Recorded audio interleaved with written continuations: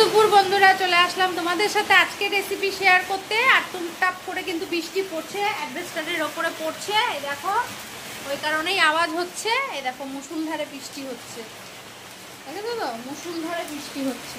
এই দেখো বৃষ্টিটা হচ্ছে, মানে আমরা ঘরে ঢুকেছি মেয়ে আর আমি, আর বৃষ্টি শুরু হলো।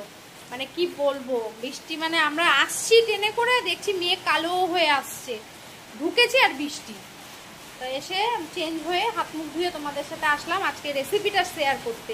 রেসিপি কিন্তু আমি আজকে রান্না করতে সময় পাইনি, যেহেতু আজ শুক্রবার, আবার শ্রাবণ মাসের প্রথম দিন, একটু পুজো দিতে হয়েছে ঘরে, আর সকালে সময়ও হয়নি আমার রান্না করার। তো ওই জন্য মা রান্না করেছে। আমি আবার স্কুলে গিয়েছিলাম মেয়ের সাথে, মেয়েকে নিয়ে স্কুলে গিয়েছিলাম, কারণ মেয়ে যেহেতু খেলে, জানো তোমরা, মেয়ে তাইকন্ডো খেলে। তো ওই স্কুল থেকে খেলতে যাবে বলে, তো ওখানে একটু যেতে হচ্ছে স্কুলে, ফর্মের ব্যাপার আছে, ফর্ম ফিল আপ করে আনতে যেতে হচ্ছে, দিতে যেতে হচ্ছে স্যারদের কাছে। তো ওই জন্য ওর সাথে আমাকে দুদিন ধরে দৌড়াদৌড়ি করতে হচ্ছে। তো ওই কারণে আমি রান্নাটা করছি না, রান্না মা করছে। আর মা তো ক্যামেরা ধরতে পারে না, ওই জন্য তোমাদের সাথে শেয়ারও করতে পারছি না। তো আজকে রান্না মাই করেছে, রেসিপি মাই করেছে, আমি কিছুই করিনি, মাই করেছে। আমি আসলাম, এসে হাত মুখ ধুয়ে তোমাদের সাথে শেয়ার করতে আসলাম কি রেসিপি আজকে করেছে। চলো, একদম তো নিরামিষ, আর শ্রাবণ মাস পড়েছে।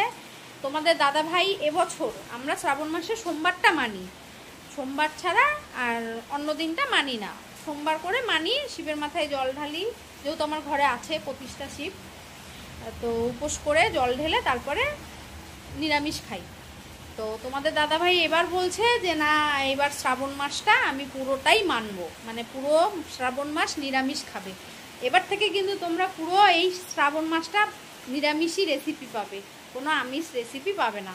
তো ওই কারণে আমাকে আরও এখন কাজ করতে হবে। কি করতে হবে? ফ্রিজটা সবার আগে পরিষ্কার করতে হবে, যেহেতু আজকে শুক্রবার, আজকে পারবো না, কালকে করতে হবে ফ্রিজটা পরিষ্কার।